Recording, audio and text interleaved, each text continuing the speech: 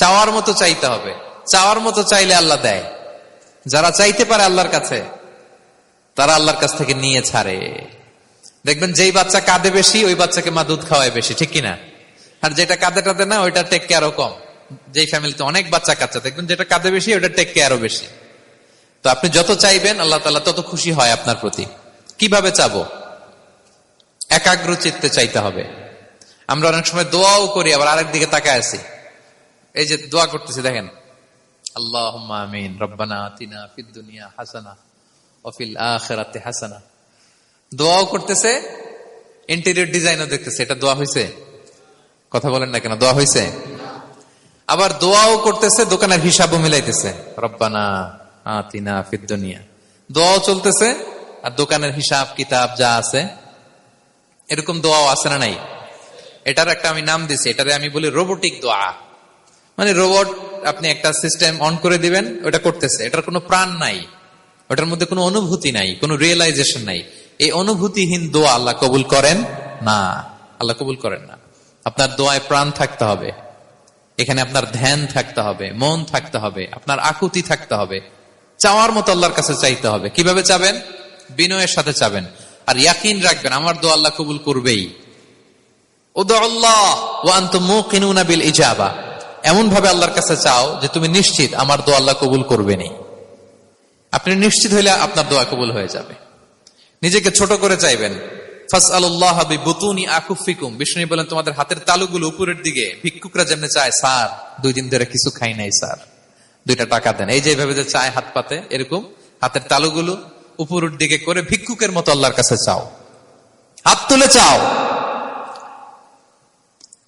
হাত না তুলেও দোয়া করা যায়, হাত তুলেও করা যায়, কিন্তু বিষ্ণু বলেন হাত তুলে চাও। কারণ ইন্নাল্লাহা হাইয়ুন কারীম, আল্লাহ বড় লাজুক এবং লজ্জাশীল। বান্দা যখন হাত তুলে ভিক্ষুকের মতো কিছু চায়, ওই হাত খালি হাতে ফিরিয়ে দিতে আল্লাহ লজ্জা লাগে। খালি হাতে ফিরিয়ে দিতে আল্লাহ লজ্জা পান। হাত তুলে চাইবেন। দোয়াতে আল্লাহর নামগুলো ধরে ধরে ডাকুন। ইয়া আল্লাহ, ইয়া রহমান, ইয়া রহিম, ইয়া হাইয়ু, ইয়া কাইয়ুম বিরহমাতিকা আস্তাগীথ। আল্লাহর নাম ধরে ধরে চান, ওই দোয়া আল্লাহ কবুল করবেন। বিশ্বনবীর উপর দুরূদ পড়েন।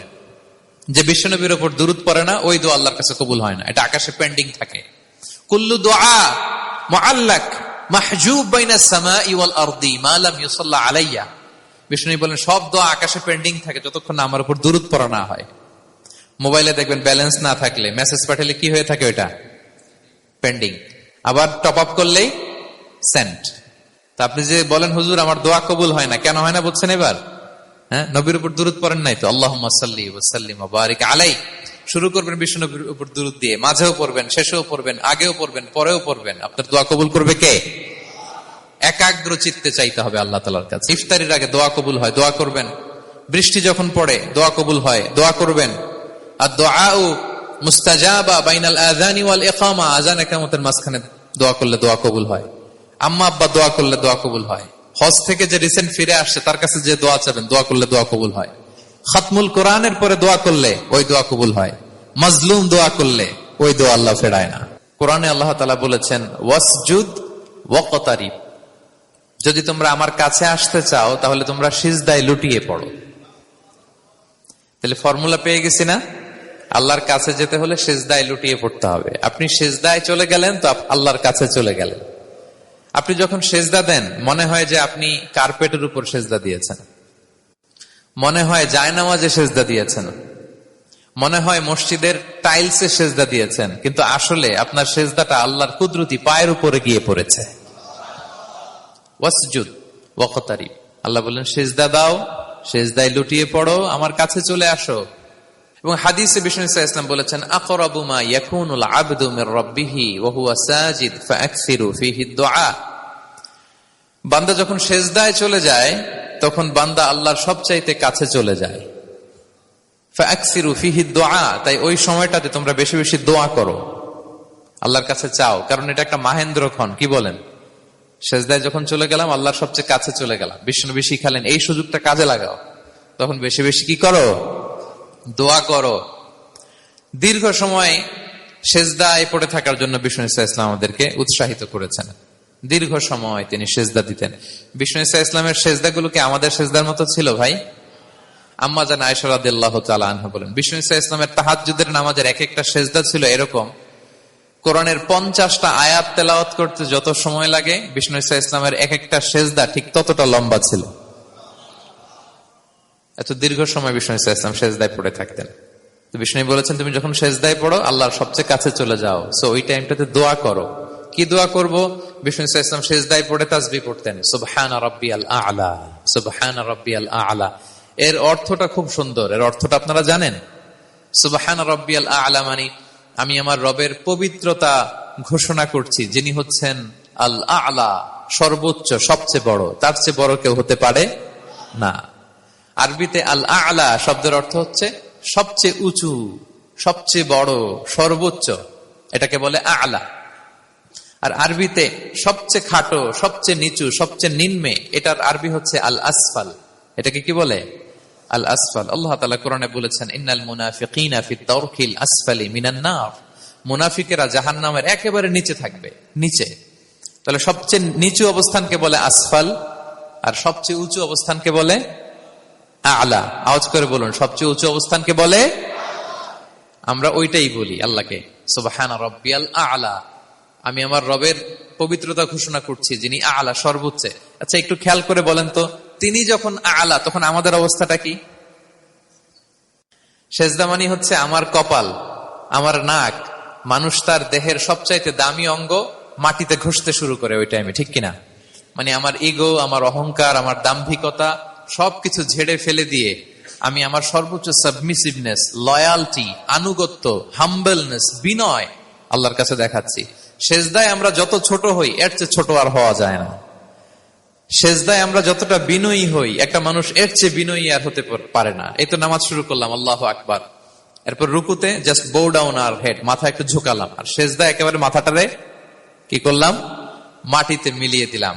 তার মানে আমি চলে গেলাম আসফালে।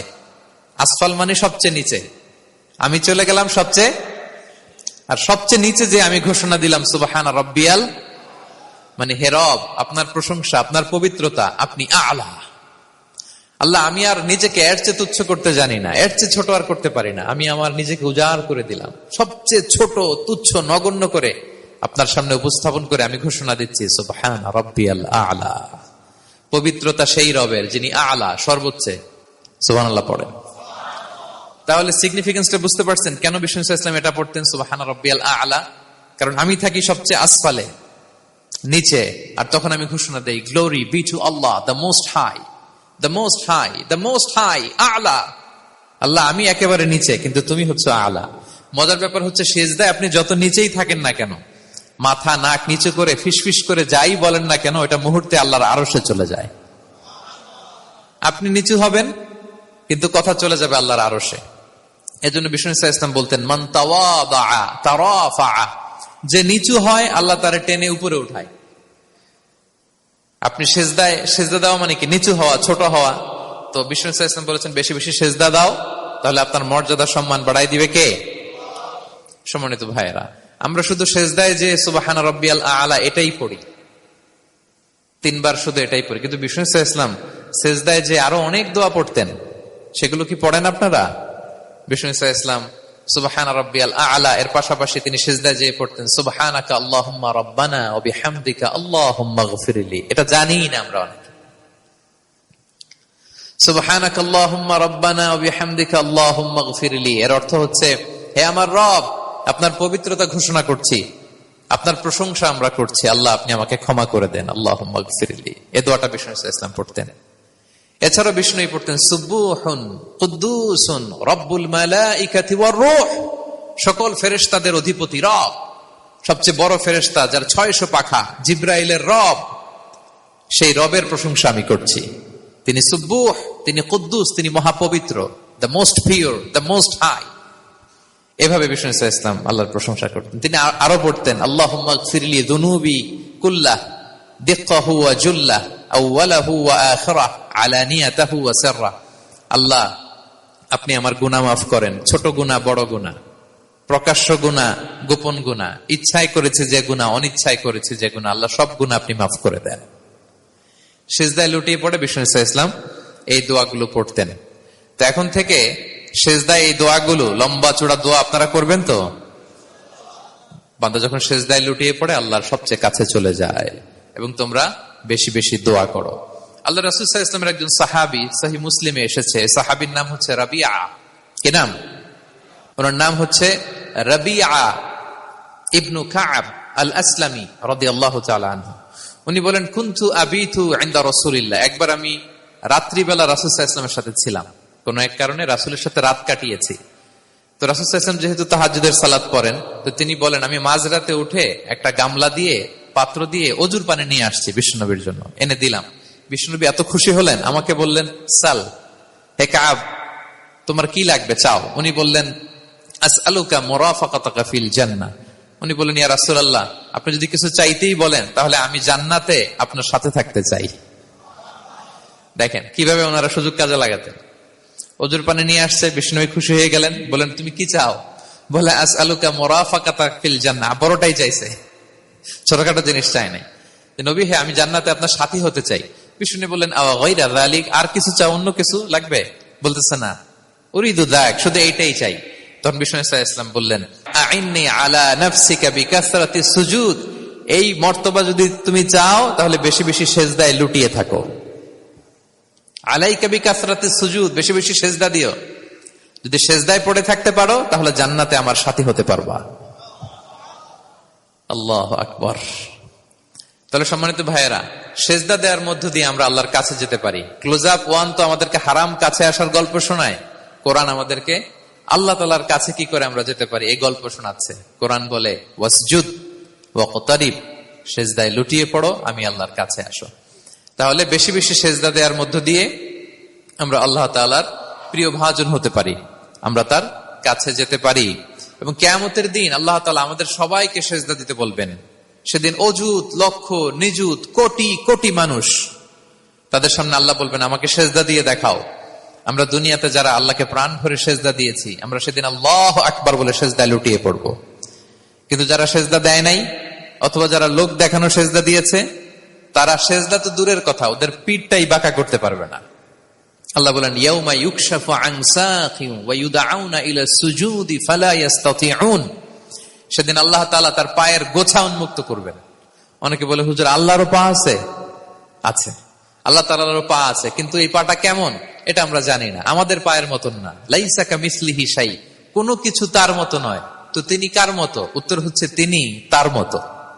সুবহানাল্লাহ পড়বেন না? লাইসা কামিসলিহি শাই, তার মতো কিছু নাই। তো তিনি কার মতো? তিনি তার মতো। ওয়ালাম ইয়াকুল্লাহু কুফুয়ান আহাদ, তার মতো, তার সমকক্ষ কোনো কিছু নাই, তিনি তার মতো। সেদিন আল্লাহ তাআলা তার পবিত্র পায়ের গোছা, পায়ের নলা উন্মুক্ত করবেন এবং আদেশ করবেন, সিজদা দাও। আমরা সবাই আল্লাহু আকবার বলে সিজদায় লুটিয়ে পড়বো। কিন্তু যারা দুনিয়ায় সিজদা দেয় নাই, লোক দেখানো সিজদা দিয়েছে, ফালা ইস্তাতিউন, আল্লাহ তাআলা তাদের পিঠটা লোহার মতো, রডের মতো শক্ত করে দিবেন। সিজদা দেওয়া তো দূর কি বাত, ওরা পিঠটাই বাঁকা করতে পারবে না। আমরা দুনিয়াতে যেমনি আল্লাহ তাআলাকে সিজদা দিয়েছি, সেদিনও যেন আল্লাহ তাআলাকে এভাবে সিজদা দিতে পারে। আল্লাহ তুমি তৌফিক দাও। আল্লাহুম্মা জাআলনা মিনহুম, আওয়াজ করে পড়ুন আমিন। তাহলে সম্মানিত সুধী, আমরা যদি আল্লাহর প্রিয় হতে চাই, তার নৈকট্যপ্রাপ্ত বান্দা হতে চাই, প্রথম ফর্মুলা কি বলেন আপনারা? সাজদা। আওয়াজ করে বলুন, প্রথম ফর্মুলা কি? বেশি বেশি আল্লাহর সিজদা দিতে হবে। আত-তাহাজ্জুদ বা কিয়ামুল লাইল, রাতের সালাত। কিসের সালাত? 2 রাকাত করে মাঝরাতে যে সালাতটা বিষ্ণু সাল্লাল্লাহু আলাইহি ওয়াসাল্লাম পড়তেন, এটাকে বলে কিয়ামুল লাইল বা তাহাজ্জুদ। এক সাহাবী বললেন, ইয়া রাসূলুল্লাহ, আইয়ু সলাতি আফদালু বা'দাল মাকতুবা, ফরজ নামাজের পরে কোন নামাজ সেরা? বিষ্ণু বললেন, আস-সালাতু ফি জাওফিল লাইল, মাঝরাতে যেই নামাজটা পড়ো তাহাজ্জুদ, এটা সবচেয়ে সেরা। ফরজ সালাতের পরে সবচাইতে শ্রেষ্ঠ সালাত হচ্ছে তাহাজ্জুদের সালাত। আল্লাহ তাআলা বলেন, ওয়া মিনাল লাইলি ফাতাহাজ্জাদ বিহি নাফিলাতাল লাকা আসা আইয়াবআসাকা রাব্বুকা মাকামান মাহমুদা। নবী হে, রাতের কিছু অংশে আপনি তাহাজ্জুদের সালাত পড়ুন, এটা আপনার জন্য অতিরিক্ত একটা ফরজ। এটা বিষ্ণু সাল্লাল্লাহু আলাইহি ওয়াসাল্লামের জন্য ফরজ ছিল, অতিরিক্ত ফরজ, নাফিলাতান লাক। এবং আসা আইয়াবআসাকা রাব্বুকা মাকামান মাহমুদা, আশা করা যায় এর কারণে আল্লাহ তাআলা আপনাকে মাকামে মাহমুদে উত্তীর্ণ করবেন। মাকামে মাহমুদ হচ্ছে এমন একটা স্পেশাল জায়গা, একটা মাকাম, যেই জায়গায় দাঁড়িয়ে বিষ্ণু ইসলাম আমাদের জন্য সুপারিশ করবেন। মাকামে মাহমুদে দাঁড়িয়ে বিষ্ণু ইসলাম আমাদের জন্য সুপারিশ করবেন। তাই আমরাও যারা তাহাজ্জুদের সালাত আদায় করবো, আমাদেরকে এরকম মাকামে মাহমুদ মানে সুউচ্চ মর্যাদার আসনে আল্লাহ তাআলা নিয়ে যাবেন। যারাই তাহাজ্জুদ পড়ে তাদের মর্যাদা বাড়িয়ে দেয় কে? এই নামাজটাকে আল্লাহ এত পছন্দ করেন কেন? এর কারণ, এটা এমন সময় পড়া হয় যে সময় দুনিয়ার সবাই ঘুমায়। দুনিয়ার সবাই কি করে? নিঝুম নিস্তব্ধ রাত, আপনি উঠে ওযু করে নামাজ পড়তেছেন, তখন আপনি ঘুমান না, আপনি তখন আল্লাহর রঙে রঙিন হতে চান, কারণ আল্লাহও ঘুমায় না। সুবহানাল্লাহ পড়েন। আল্লাহ বলে, লা তাখুযুহু সিনাতু ওয়ালা নাওম, never the sleep nor the slumber overtakes me. আমি আল্লাহর ঘুম তো আসে না, ঘুমের আগে যে তন্দ্রা আসে ওইটাও আসে না। আরবিতে স্বাভাবিক ঘুমকে বলে নাওম। আওয়াজ করে বলেন তো, ঘুমের আরবি কি? নাওম।